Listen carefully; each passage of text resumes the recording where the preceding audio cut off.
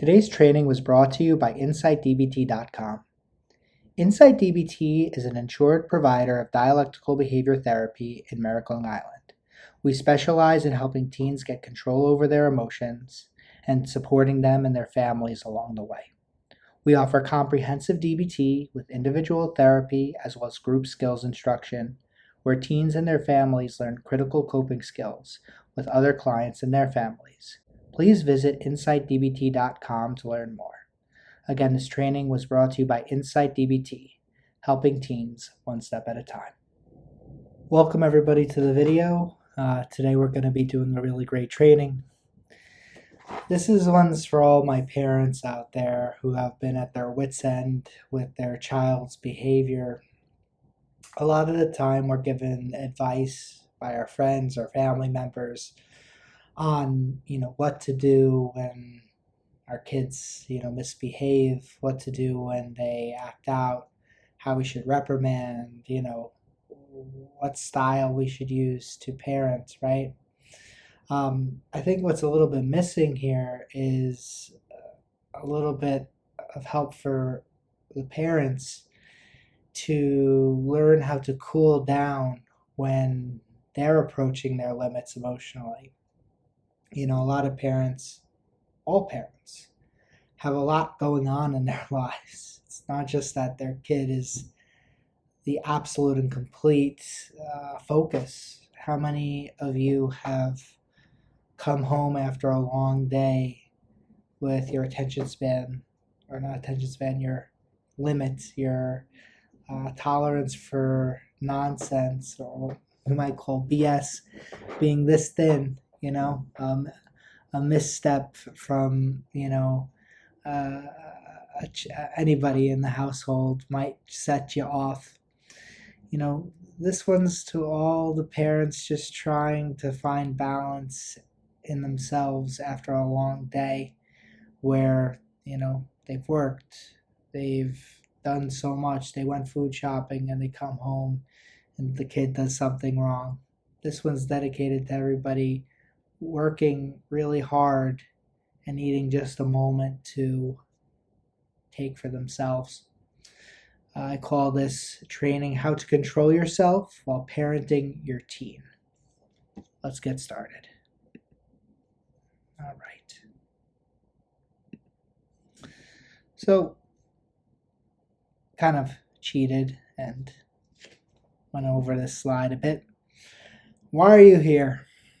1, your child pushes back when you try to set rules. 2, something your kid is doing is triggering you. 3, you need some extra skills to stay calm when your kid is acting out. Or 4, your kid is driving you a little or a lot crazy. As therapists, we don't really like that word, but that's the truth sometimes. It's like, you make me want to pull out my hair. After I come home, now you're doing this, When our kids stress us out when we're already at our limit, drives us pretty crazy. If you're one of my clients, you know anything about DBT, invalidation is one of the hardest things to face. Somebody telling you your felt experience is wrong, bad, silly, dumb, not right. I am in no way invalidating the struggle in this exercise. In fact, it's pretty validating, this exercise. But if I want you to know now, from here on, from slide 3, going forward, that there is nothing meant to invalidate you in these slides. Being a parent is very hard. Being a working parent is very hard. Being any type of parent is very hard. It's a task and a half. We're just trying to learn behavior that's effective and managed in hard situations. All right. Let's talk a little bit about valid versus effective, right? These are 2 different concepts in DBT. So almost all, if not all, emotions typically are valid. Let's go almost. I don't want to go full all. If your child says something rude or doesn't do what you asked, it's valid to get annoyed pissed, angry, versus effectiveness. Effective means doing what the situation calls for, doing the best thing in the situation. Many behaviors we do just aren't effective, especially when we're mad. Anger is going to be a big emotion we're going to talk about today. And when we get mad, we sometimes say things that are wrong or too harsh. We can go to extremes when we're angry. So here I write, when you're angry at your child for not taking out the garbage, cursing at them, I'll just leave it at cursing at them. Probably not okay. It's all right to maybe even raise your voice. There are grades to things, right? But the curse, we're going into suspicious territory there. It's not an effective behavior. We were going to figure out how to regulate our emotions, how to bring them into a better place when we get frustrated and angry, so that we have a higher chance of being effective and not acting on our anger urges. So what I want to pass on to you, I want to pass on to you really good skills to help you out. We're going to be actually pulling from the Dialectical Behavior Therapy Skills Workbook, and I'm going to take it slow through these portions so that you can pause the video and read the handouts. I'm going to give an explanation too as well, and maybe some examples. I want to help you stay okay. Not necessarily calm, though, maybe calmer. I want to help you interact better with your kids. And I want to help you improve your relationship with your kids. When you're skillful, you're able to handle situations better, and it's a cyclical effect. The better you handle situations, the better your kids respond. For those of you out there who know my biosocial theory, you know about that feedback loop. It's very key here. You do something better, the environment gets better. The environment gets better, you feel better, you act better. It's a cyclical effect. So this is a InsightDBT creation, a first, trademarked. And it's called the 1-2-3 method. It's simple to learn and takes a lifetime to master. You're going to follow these 3 steps to navigate situations with your kid that are difficult. We're going to realize 1, recognize you've been triggered. Recognize anger has been triggered. 2, cope. 3, respond to your child with interpersonal effectiveness skills. Recognize, cope, respond. For those of you guys who know my stop skill and distress tolerance, you know this. There's a little bit of that in here. I had so many cool effects for this, and you would not believe how hard it is to get this image. I think it's copyrighted. Don't tell anybody. So step 1, noticing when we've been triggered, or the triggering. Remember, when you've been triggered, it's okay. We've all been there. You're not a bad guy for having emotions. We become the bad guy when our emotions take control, and then we do things we regret after the fact. So an example of going over the line is yelling excessively, saying a hurtful comment, over punishing. And remember, when we're triggered, we want to go too far. When we're triggered, we want to just go 0 to 100 real quick, as Drake would say. We want to we want to satisfy the urge to, bam, not necessarily hit, but to get out that feeling of anger. And remember, it's okay to have anger. Just okay to not stay in that really hard place where the anger is boiling over. A little sneak peek, we call it the red zone.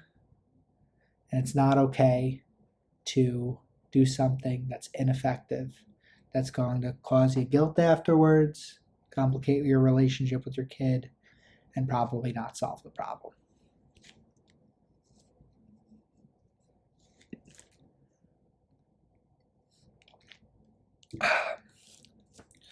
So we need to learn how to catch ourselves.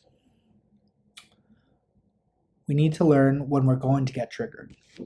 So if we know our kid pushes back around dinner time, or if our kid is a little feisty, hopefully they're in their DBT therapy, trying to iron a few things out. But let's say we can anticipate some situations. It's good to know when we're going to go into them because it can change the game completely. Knowing and anticipating that anger is to come. So we need to know when we're feeling that anger, what it feels like. I had a bunch of other emotions in here, but it's basically anger for most people. We need to know what it feels like when we start to feel the anger and as it grows, as it gets bigger, as it becomes more infectious, more inflamed. We need to know our here's Johnny moment. And we need to know when we're at that red zone. When we're at the point where if we go any further, if we stay in this anger for too long, the chances of doing something unadvisable is bound to happen. So first let's run I'm going to kind of reverse this. Maybe I should order the slides a little bit differently. Well, first we're going to learn about the red zone. So I'll read right off the slide for this. It's the place emotionally where you're overwhelmed by emotions. I should probably have an E in there. Nice. Your emotions, impulses, and urges are more powerful over you here. It is often where we get into trouble. 100%. And I already made my joke. Sometimes if we're, so used to getting really pissed off at our children, really pissed off in situations, we can go 0 to 100 real quick, especially during a bad day. You're coming home late from the office, excuse me, coming home late from the office, coming home late from work, coming home late after, doing groceries, coming home late after anything. And again, our patience is like this thin when we're tired. Forget about physical pains as we get older. And a lot of things could be causing our patience to be really thin. And then you come home and you see your kids fighting. Somebody gives you a snarky comment. You're going to go 0 to 100 real quick. Don't worry about the arrows. So this graph describes what the red zone is. The red zone is a place where your ability to cope and your ability to tolerate your feeling is very, very, very low. Very, very low. We all have different red zones. Some people's red zones start a little lower, and they're a little bit more prone to being in the red zone.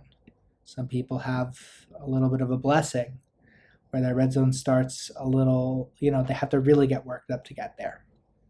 But nonetheless, we all have a red zone, especially when we're dealing with our kids. Excuse me. So we want to go from a place of, if I could just even take control of one of these arrows, that would be, we want to go from here when we're overwhelmed, we're about to say something really bad, we're about to say something really hurtful, and we want to bring ourselves down to here. So that's when we're in the red zone. We also want to know when we're here before we get in the red zone. Start to notice that we're starting to get frustrated, start to notice the situation might be happening, so we can avoid even going here in the first place.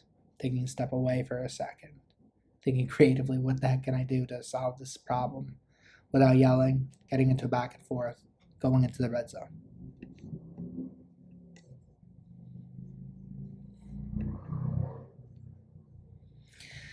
So we want to learn how to catch we've been triggered in a light way, or are in the red zone. And I write it down over here. It's simple to learn and takes a lifetime to master. We need to understand the signs of our emotion, and we need to notice these signs mindfully.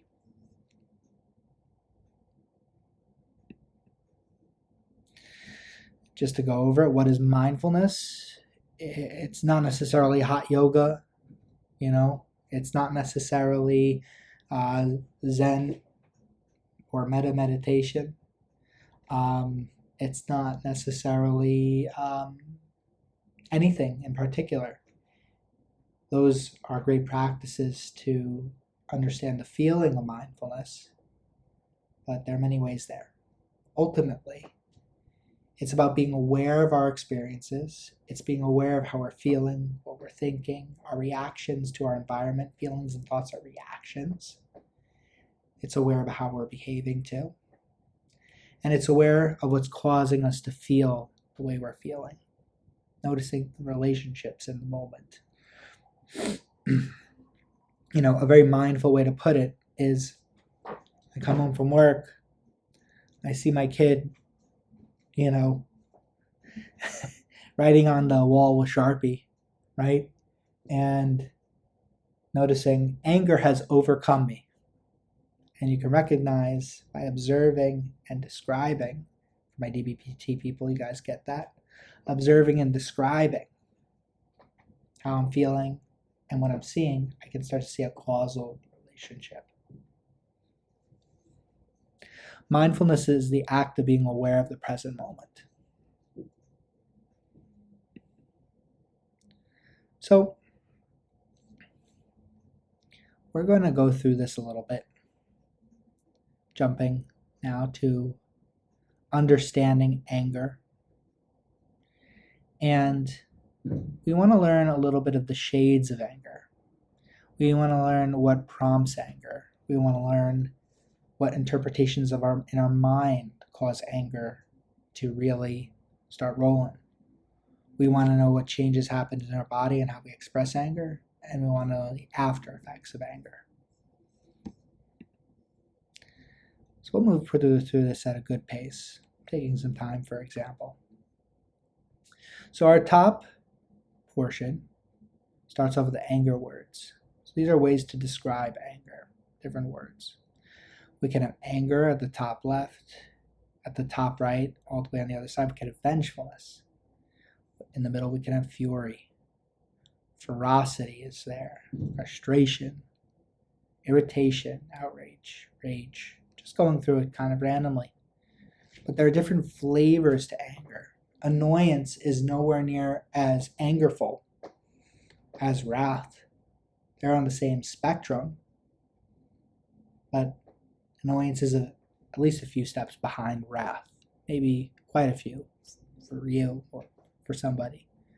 Sometimes, though, once somebody realizes they're annoyed, once they get out of the situation, they're going to wrath. They're going to rage real quick.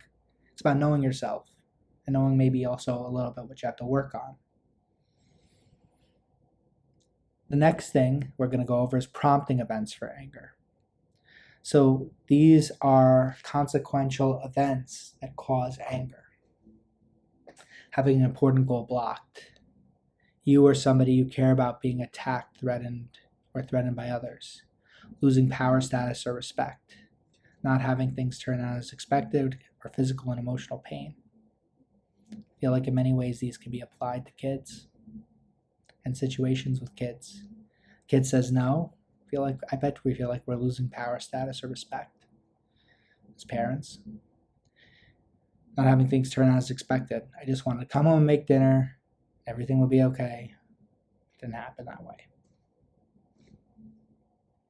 Next, we're going to go to interpretation. So these are mental events, how we see situations that cause anger. Believing that we're being treated unfairly, blaming, believing that important goals are being blocked or stopped, believing that things should be different than the way they are. You should have been in bed already. You just see a lot of these things with kids. rigidly thinking I'm right, judging the situation as illegitimate or wrong. I feel like that's a strong one in this situation. And ruminating about the event that set off the anger in the first place. Now we're going to go to biological changes. So this is what happens in our body when we start to feel angry. Might not all these might not happen for you. There might be some person out there where everything happens to them, but they're usually signs. It's an individual experience. So for some people, their muscles tighten, teeth clamping together. That's what I do. Hands clenching. I do. Face feeling flush or get hot. I do. I might be that guy who has everything. Just kidding. Feeling like you're going to explode, on being unable to stop tears, wanting to hit something, bang the wall, throw something, blow up, or wanting to hurt somebody. Just cut it here, and then 2 more. Next one is expressions and actions of anger. Physically or verbally attacking, making aggressive or threatening gestures, pounding, throwing things, breaking things, walking heavy and stomping, slamming doors, walking out, using a loud, quarrelsome, and sarcastic voice. I got the sarcastic voice when I get annoyed and angry. Using obscenities or swearing, criticizing or complaining, clenching hands or fists, frowning, mean expression, not smiling, brooding or withdrawing from others, crying, grinning a flushed or red face. Lastly, narrowing of tension, attending only to the situation that's making you angry, ruminating about the situation that made you angry in the first or in the past. Imagining future situations that will make you angry, depersonalization, dissociative experiences, and numbness. So these are after effects of anger. I'm going to pull these slides up for a second. You can pause the video.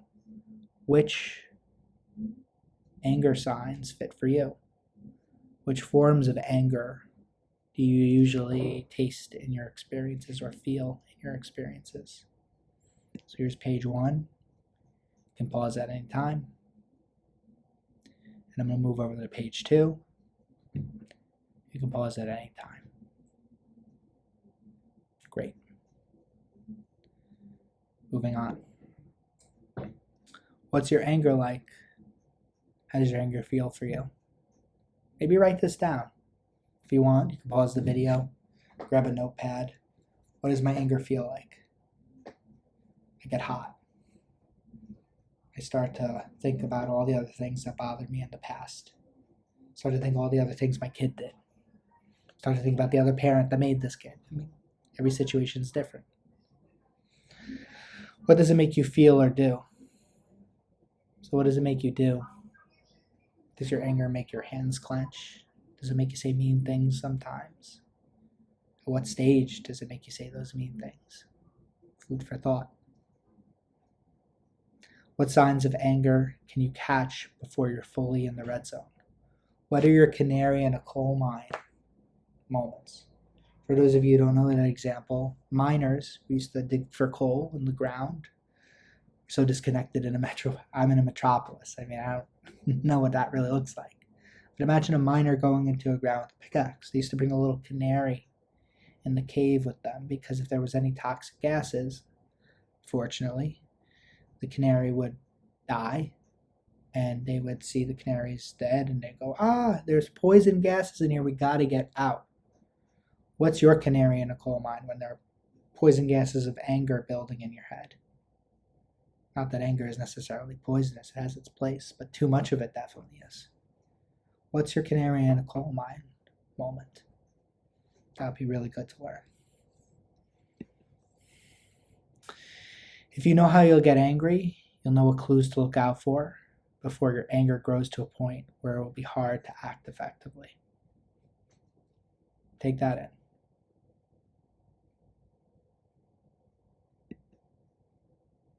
All right. We want to catch ourselves here. We want to catch ourselves before we get into that red zone. It's a lot easier to do that. Whoops, I think I lost.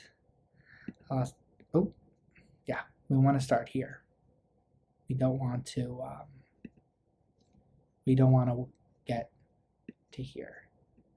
And if you are here, there are methods to getting out of it. But just speaking to the point of realizing that we're here, realizing that you're thinking of, let's not forget about thinking. You're feeling really upset that your kid is doing something that you don't want them to be doing. Recognizing you're about to say something nasty, or that you have the potential to say something nasty. That's when we walk away. That's when we practice our skills, which I'll show you. Okay. So that was the one step. Noticing you're triggered, noticing what triggers you big time, noticing what triggers you small time, noticing the different feelings of anger. So you notice when you're triggered, maybe before you're at full-blown inferno. Section 2 is all about coping. So these are techniques to use when angry. And I actually, delete that. How about that? Edit on the job. Techniques to use when angry. You're always going to self-validate. This may not come first, but it's always okay to say, it's okay, I'm upset. It may not be okay, I am about to explode. That's why you're here, right? To get that in check. It's okay that you're frustrated. Anger is a normal part of the life of a parent for the kid who's not listening. So then he's got to take a deep breath before proceeding. Remember that your child doesn't need to be spoken to and are reprimanded in that moment. Sometimes it really can wait. It can wait 1, 2, 5, 10, 20 minutes. If you need 10 minutes, let's just grab a number. If you need 10 minutes before you handle your kid, talking back to your partner, to their mother, their father, their other child, if you need to get away for a sec, it's okay to take 10 minutes. It's okay to take 10 minutes. 10 minutes versus immediately in the moment.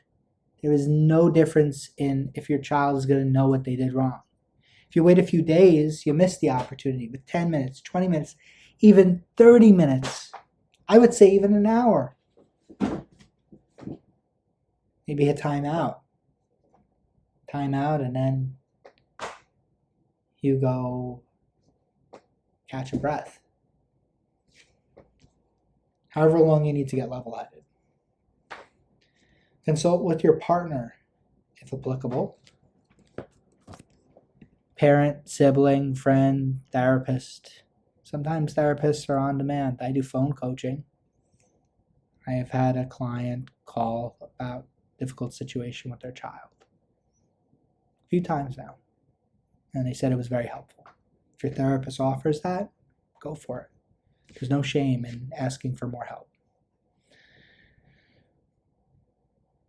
And you want to check in with them to try to get in touch with wise mind. For my DBT people, remember, wise mind's the balance between, figuring out that emotion, but also not acting too rashly. It's a synthesis. You could tell your kid that you're upset with them. It doesn't have to be like brushed under the rug. Shove out a broom for a prop. It doesn't have to be brushed under the rug. You're allowed to calm down and go into the kitchen, have a glass of water before calming down. Anything. It could be a glass of water, no alcohol, but go have a glass of water, get away from the situation. Does anything else work for you to get away? For those of you who are in DBT, you know about the stop skill. It's very, very applicable to here. And for those of you who are new, the stop skill is literally imagining right before you're about to blow up, right when you notice you're like really losing it, whether you're, it's usually when you're really annoyed, and you just imagine a stop sign right there in front of you. The S stands for stop. Stop what you're doing, don't move muscle. T stands for take a step back. That could be you going to get your water. That could be whatever. I could have just put the stop skill here. It's so good. observe how you're feeling, observe the situation, figure out what's going on, what's causing you to feel what the situation is, how volatile it is. Is your kid going to listen? Is your kid on a rampage themselves? Observe it. And then P, proceed mindfully.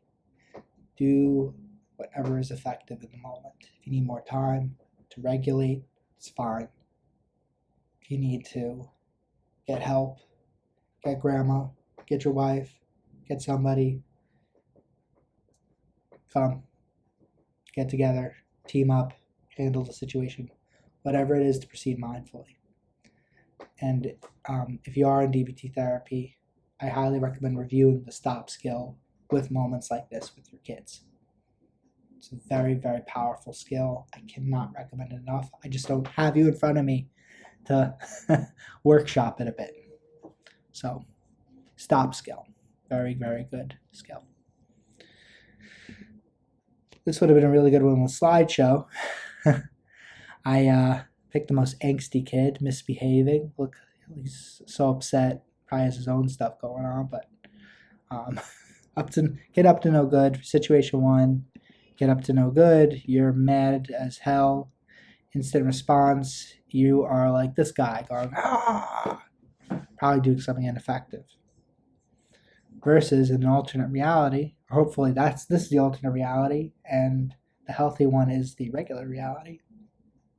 Kid misbehaves, you're angry, you get away for the situation for a moment, use skill, and you're like this mother-son, might be a therapist and teen, but let's call it mother-son combo, and you guys are able to talk it out. When you take a break, you have a small chance of acting on your anger urges and a high chance of acting effectively. When you get an instant response, especially when you're angry and you're close to that red zone or you're in that red zone, you have a small chance of acting effectively, a high chance of acting on your anger urges. And those anger urges don't necessarily bring us to the right place. You really don't want to respond from here. So when you're having a bad day, and let's say your kid does something and you're automatically there, it's all stop skill. It's all noticing and being mindful. I am really fed up. This is where you try to call for backup if you can. This is where you try to get away for a second. It's so important. If you can't get away, some parenting situations, you can't, deep breathing,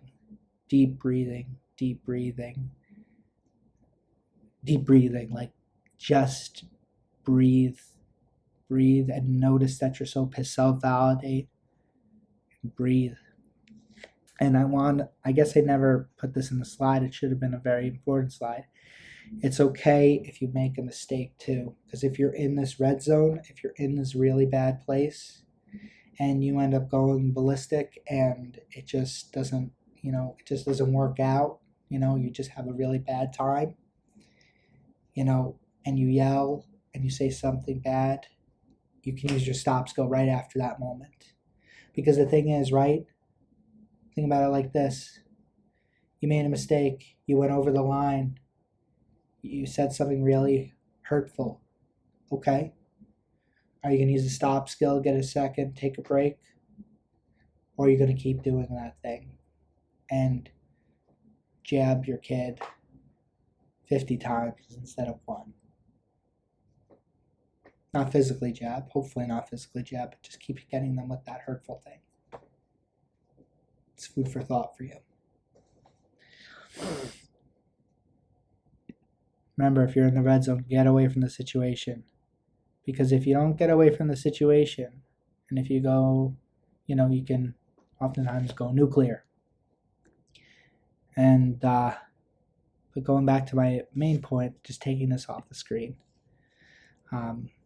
It's okay if you make a mistake. It's okay if a bomb gets dropped, but just don't set off the whole nuke. You can always recover after the fact. You're going to feel less guilty afterwards if you recover immediately after.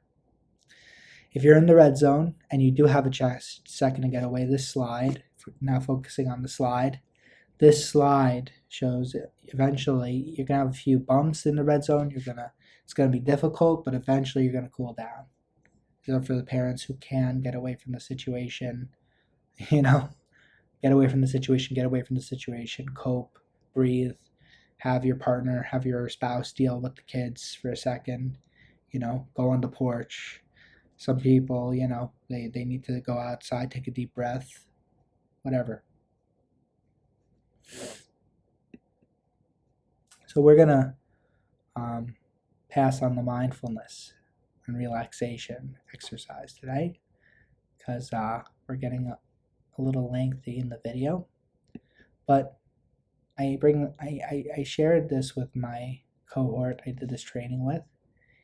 I don't think we're able to do it either because just with all these examples, this is like a 3-hour workshop. I tried doing it an hour and a half.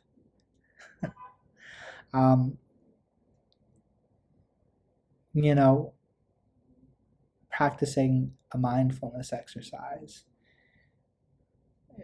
One of the aspects of mindfulness is bringing ourselves down, calming down, soothing ourselves.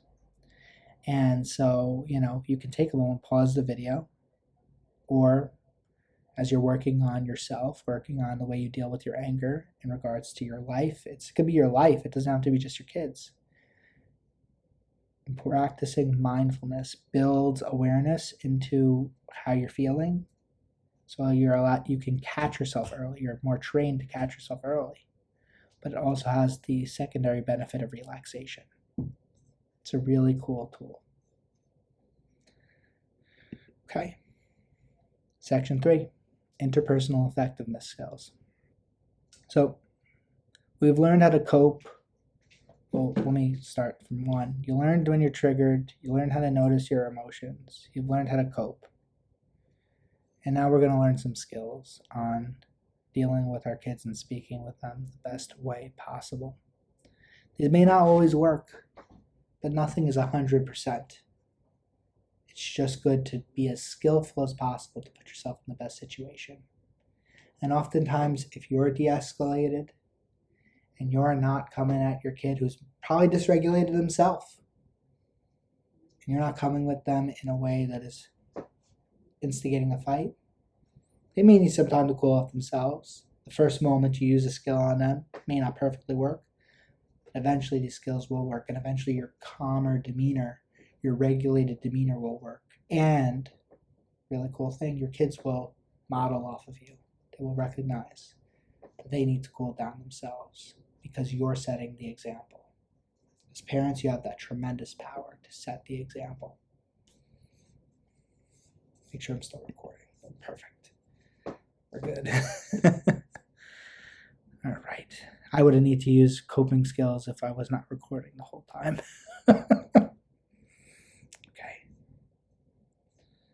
So, skill 1. This is in our interpersonal effectiveness handouts. I've adapted it. We want to learn what the goal is when you speak with your child about their behavior. Hone in and ask yourself, what do I want to speak with them about? What rule limit do I want to set? What do I want to understand out of them? Do I want to set an expectation with them? An expectation of chores, grades, their behavior, the language they use, when they should be home, respect as a parent. Think of any scenarios for yourself. You really want to hone in, get focused on what you want them to do. And there's a little sneak peek into Dear Man, which is a skill we're going to go over real quick. But these are short one-line kind of statements that are focused. You don't have to use these exactly, but just see that they're focused.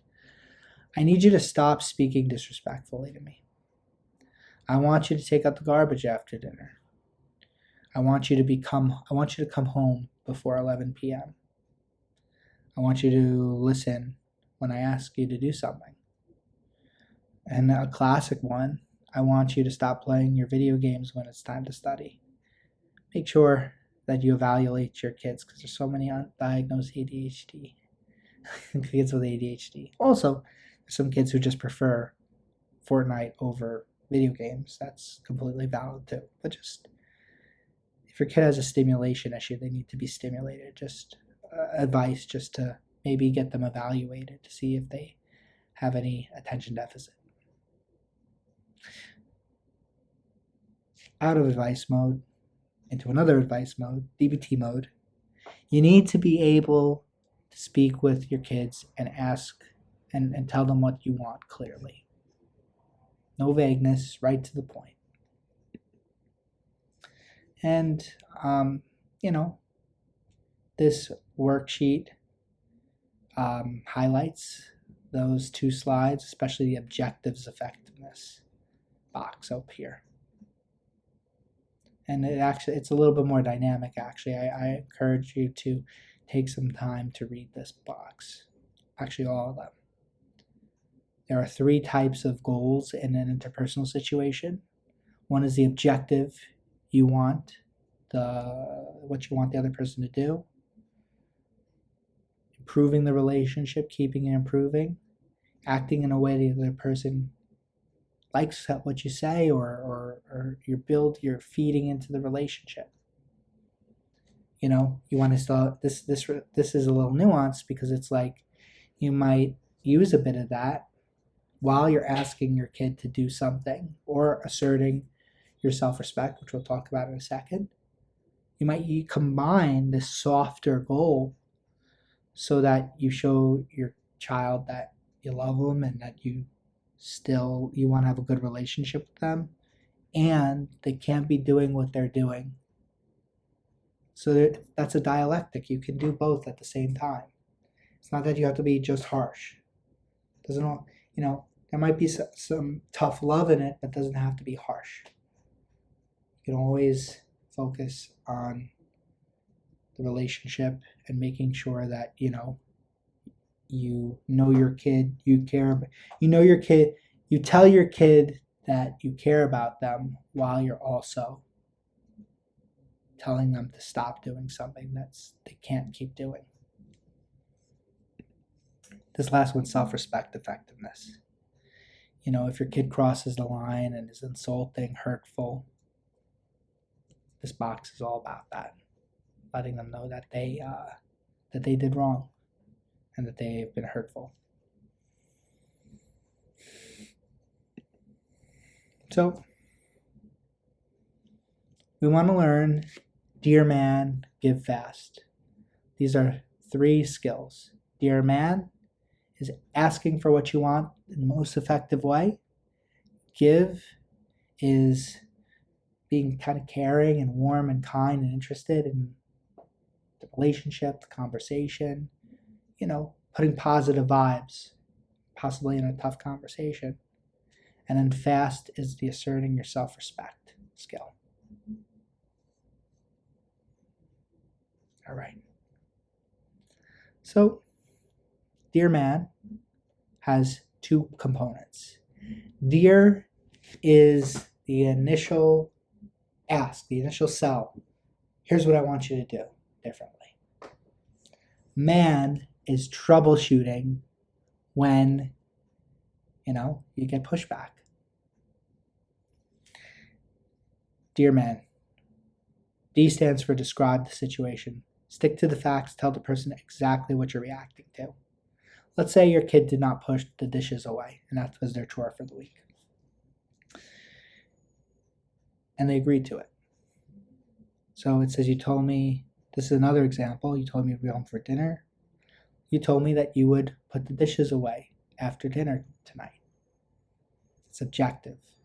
You told me this. You agreed to putting away the dishes. Just keep it to the facts. No interpretation, just the facts. E, express.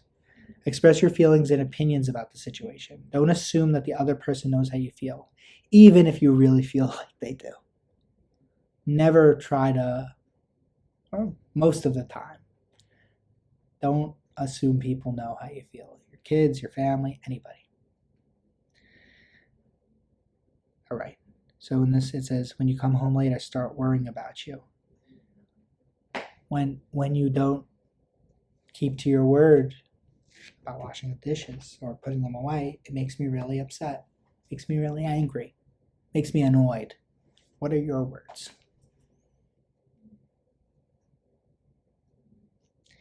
And you want to use words like I want instead of you should. It's not you should, like you're compelled, you must do this, but I have a relationship with you and I want you to do this. I am your mother. I am your father. I want you to do this. Should is a very defensive word. That's why we don't use it. You should be doing this. It's like, ugh, I'm not even listening to you, parent. I really want you to do this. I want you to put away the dishes. I want you to do it because I'm so tired from work. I want you to learn how to take care of yourself. No shoulds, wants. A stands for assert. Assert yourself by asking for what you want or saying no clearly. Do not assume that others will figure out what you want. Again, no assuming. Remember that others cannot read your mind. Again, remember, people cannot read your mind or know how you feel without you saying things. So in this example, I really like it if you call me when you're going to be late. I would really like it if you would put away the dishes now. I would really like it if you can put away the dishes after you come out of the bathroom. I'd really like it if you would put away the dishes because I'm really tired. R, reinforce. Reward the person ahead of time, so to speak, by explaining positive effects of getting what you want or need. If necessary, also clarify negative consequences of not getting what you want. I would be so relieved and a lot easier to live with if you would do that. I would really like it if you would do that for me. I would really like it if you were to, put away the dishes, and, if you don't do your chore, I can't give you your allowance, and I want to give you your allowance, so please put away the dishes. So instead of saying any colorful language or cursing or saying something that was irrelevant, getting into a fight, now you were just really clear with what you wanted. Let's put it together. Dear Dad, D, describe. You told me you would put away the dishes, like it's assigned on the chore sheet for this week. E, express. When you don't do your chores, it makes me really upset, especially when I come home tired from work. A, assert. I would really like it if you would put away the dishes now. R, reinforce. Maybe we could tack that on with assert. I would really like it if you would put away the dishes now, and, I really want to give you your allowance, and if you do the dishes, I will give you your allowance, but if you don't, I can't. Also, it would make me feel a lot better, and you want your dad to be, not upset. I'd be easier to live, just to steal the line. I would be easier to live with if you put away the dishes.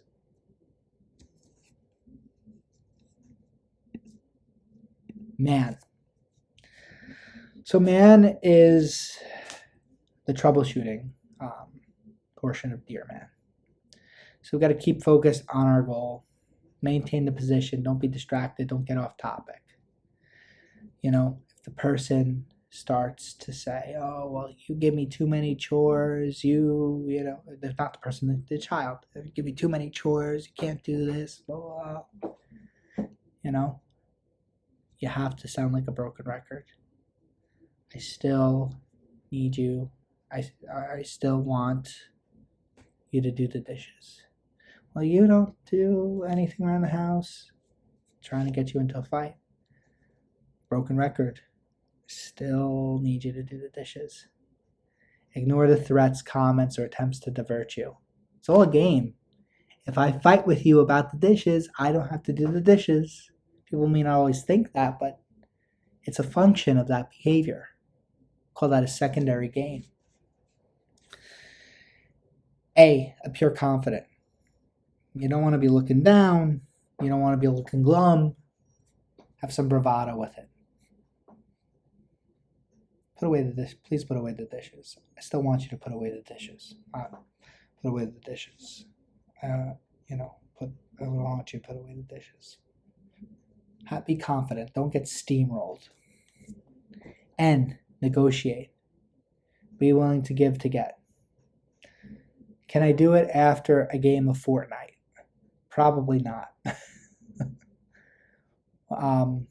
Can I have a little extra time on my PlayStation as long as your homework's finished? Maybe in your house that might work. Negotiate. Be flexible. You want those dishes away and you want the table cleaned. Negotiate a bit. It's a little different because this is your kid and they, I was about to use the word should. You would like them to listen to you. You would like them. I'm your parent. I'm here. You're the kid. You're down here. There's that should in there. Kind of, not to say that there isn't that respect dynamic that we'd like to be there. But sometimes you do have to negotiate a little bit to get what you need. And again, because of this power differential, it's a little more questionable, but I think it still holds. Now we're going to go to give. Give is being gentle. G is for gentle. No attacks, no threats, no judging, no sneering. You can read a little bit more into that, but just being gentle. Definitely no physical attacks, no verbal attacks, no manipulative statements. Just, listening. Well, how come, this might be, in this example, you might want to listen for a little bit about, why your kid didn't do the dishes yet. Oh, I'm so sorry, Mom. It was all, it was I have a lot on my mind. Sorry, Dad, I have a lot on my mind. Oh, yeah? What's happening? I for interested. Going back to the sheet. Act interested in what the person's saying. V, validate. Wow, that's really tough that your day went like that. It's really tough that you got knocked out of the Fortnite competition. And it's really tough that Sally Mae turned you down. So I don't think anyone's named Sally Mae anymore, but just being, using a silly name. But validate. E, use an easy manner. Maybe use a little humor. Smile.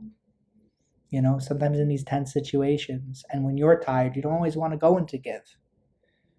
We get grumpy when we're tired. If irritation is naturally caused by tiredness and fatigue. It's a type of pain a little bit. So sometimes we got to kick and give. Smooths out a lot of interactions. And then we're going to go to fast. Last one. Let's say your kid does something over the line, something that's hurtful, something that really disrespects you as a parent, but also it just really disappoints you that they say something really mean, something really nasty. We use fast. Fast, the first one is for fair. Be fair to yourself and the other person. Remember to validate your own feelings and wishes as well as the other person's. Say your kid also had a long day too. I know you had a long day, and I also had a long day. Being fair across the board. You don't want to start building a mountain and wagging your finger because the kid might fight back. Understand, listen, we both had a rough day. Or I could see that you're upset. I'm upset too. A, no apologies. No apologizing if your kid does something bad. I don't know if this would be a big problem for a lot of people, but maybe it is. Maybe it is for you. Don't apologize about too much. Don't over apologize. No being coy. We're standing up to the child's poor behavior, saying this isn't right. The S stands for stick to your own values. Don't sell out your own values or the integrity for the reasons, don't sell out, it's very small. Don't sell out your values or integrity for reasons that aren't very important. Be clear in what you believe this text. Be clear on what you believe is the moral and valued way of thinking, acting, and stick to your guns. We do not talk like that in this household. Let's say the kid said, you're an effing terrible parent. Could be. I will not accept that behavior. You really insulted me, and it was really hurtful after all I do for you. That's something I've heard a lot of parents say, after all I do for you. And there's validity to that. I will not accept that behavior. And T, be truthful. There we go. Be truthful. Instead of saying, you effing brat, right? Using fast, sticking to the facts, being truthful, not over apologizing or apologizing for something that doesn't deserve it. Oh, I'm a bad parent. Saying, I can't allow you to use that language. I can't allow you to use it at me. You really hurt my feelings by saying that. I'm your dad, and I do so much to take care of you. You might want to combine this with a consequence if you think that that's appropriate. You might want to combine that with talking, saying, how come you said this to me? What could cause you to say this to me? What bad did I do? Is it you're having a hard time? Are you having a hard time at school? Are you having a hard time? What's going on? Maybe in the moment kid might shut down, but instead of yelling, creating a dynamic where now they hurt your feelings, you hurt them back, parent hurting child, child hurting parent. Now you're being fair, maybe even trying to get to the bottom of matters. And see how I kind of combine fast, asserting your self-respect, dear man, telling the kid they can't do what they're doing, and give, being gentle, being interested, trying to get to the bottom of what they're up to. This is everything combined together. All these skills kind of fit together. In a lot of skills groups I hear, like, I use all three. Sometimes people say they use two, but a lot of situations, people use these three skills all together in conjunction. Different bits, different ratios. Consult your therapist if you'd like to apply these things to your life and see situationally what you feel needs to go where. And that's about it for today. We're getting close to the end. Remember, the name of the game is balance. Not everybody's situation is the same. Some people may need to use more of fast. Some people may need to use more of give. Some people may need to use more of dear man. And then, like I said, many times all three skills are needed. So these are some quick tips that you can use in general. Just last minute comments that I believe are just very helpful. Just to rattle off. You want to have support of your own. Support is so key to feeling well. Reaching out to people who love you, care about you, who you care about. Friends, family, partner, spouse. Also having good things to do reduces our vulnerability to emotion mind. Keeps us out of the red zone. Keeps us feeling healthy. When we have good things going on, it's a soother. Helps us feel well just in general. Sometimes we want to consider therapy for ourselves to strengthen our own emotional resilience and skillfulness. There's nothing wrong about being in therapy. I've been in therapy and I'm a therapist. I mean, it's good for everybody. And lastly, if your child doesn't respond positively to the changes you make in your own behavior, and they're not confiding in you, and if you think that they might need a little help themselves, then counseling and or therapy is most likely appropriate for them. Especially if you've done your part to improve the relationship. It means something's going on with them. Sometimes teens also just need a place to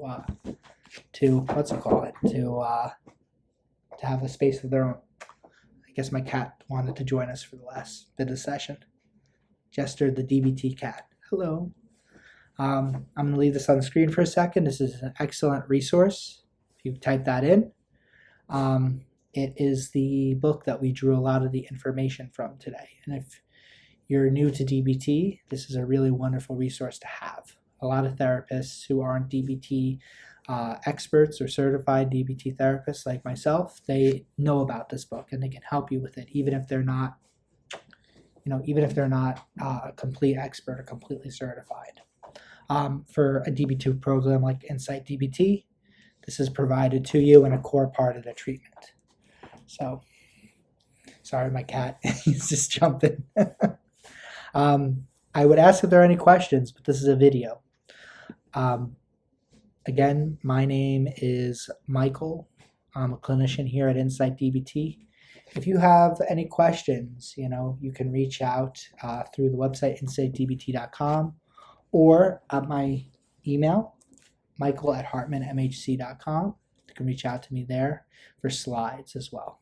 If you're interested in enrolling your child at InsightDBT's comprehensive DBT program, you can do so through InsightDBT.com. And if you have any questions, you can reach out to our representative through InsightDBT.com. Thank you guys for watching the training, and I hope this really helped. Have a good one.